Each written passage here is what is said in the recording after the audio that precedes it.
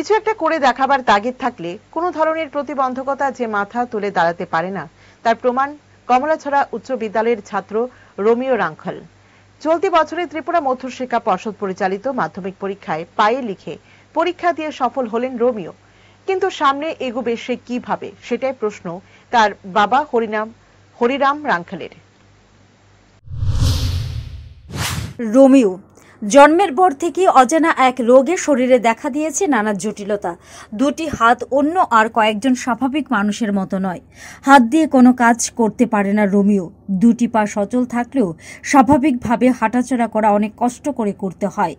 কথা বলতে পারে না ঠিকভাবে। এই দিব্যাঙ্গ ছেলে রোমিওর ভবিষ্যৎ নিয়ে যখন তার পরিবারের লোকজন চিন্তিত, তখন সে রোমিও মনে মনে ভেবে নিয়েছিল সে শারীরিক প্রতিবন্ধকতাকে জয় করে লিখবে এক নতুন ইতিহাস। হাত অকেজো থাকার কারণে সে পা দিয়ে লিখতে শুরু করেছে ছোটবেলা থেকে।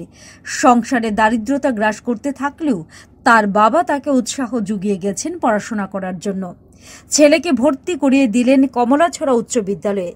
তার হাত পায়ের গড়ন দেখে প্রথমে কিছুটা অবাক হলেও বিদ্যালয়ের শিক্ষক শিক্ষিকারা যখন দেখলেন তার পড়াশোনার প্রতি অদম্য জেদ আর পা দিয়ে লেখাপড়া করার ইচ্ছা, তখনই তাকে দিতে লাগলেন উৎসাহ। সবার আন্তরিকতায় স্কুলে একের পর এক পরীক্ষায় সাফল্যের সাথে উত্তীর্ণ হয়ে চলতি বছর সে মাধ্যমিক পরীক্ষা দিয়েছে পায়ে লিখেই। অবশেষে সাফল্য এলো রোমিওর। চলতি বছরে ত্রিপুরা মধ্যশিক্ষা পর্ষদ পরিচালিত মাধ্যমিক পরীক্ষায় পায়ে লিখে পরীক্ষা দিয়েছিল কমলাছড়া উচ্চ বিদ্যালয়ের ছাত্র রোমিও রাঙ্খল। ফলাফল প্রকাশের সাথে সাথেই দেখা যায় রোমিও মাধ্যমিকে উত্তীর্ণ হয়েছে, আর তাতে খুশির জোয়ার সকলের মধ্যে।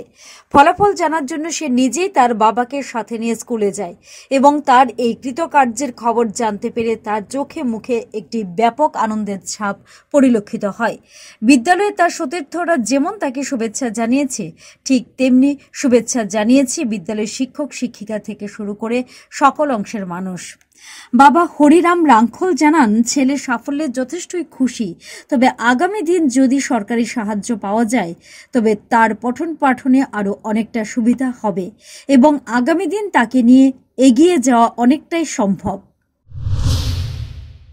আমি খুব আনন্দিত হইলাম। টিচারের সবাইকে আমি ধন্যবাদ জানাই, তারাও খুব পরিশ্রমে আমার ছেলেরে এরকম তুলে দিছে। আমি খুবই টিচারদেরকে আমি খুব ধন্যবাদ জানাই। আমি খুব খুশি। আমরা তো এত সম্বল নাই যে টাকা পয়সাও আমরা অসুবিধা হয়। যদি গভর্নমেন্ট থেকে কিছু সাহায্য পাই তাহলে আমরা আশা করে চালাই যেতে পারবো, কারণ তো চলতে পারে না, আসা যাওয়া অসুবিধা অনেক আছে। কারণ কথাবার্তাও পরিষ্কারভাবে বলতে পারে না।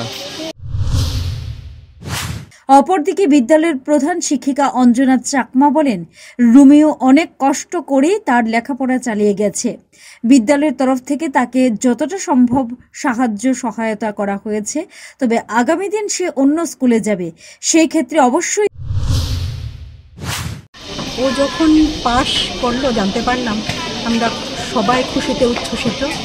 ওর বাবাও ছিলেন, কারণ আমাদের আজকে একটা মিটিং চলছিল, গার্জিয়ান মিটিং প্লাস আমাদের এসএমসি রিফরমেশনের ব্যাপারে।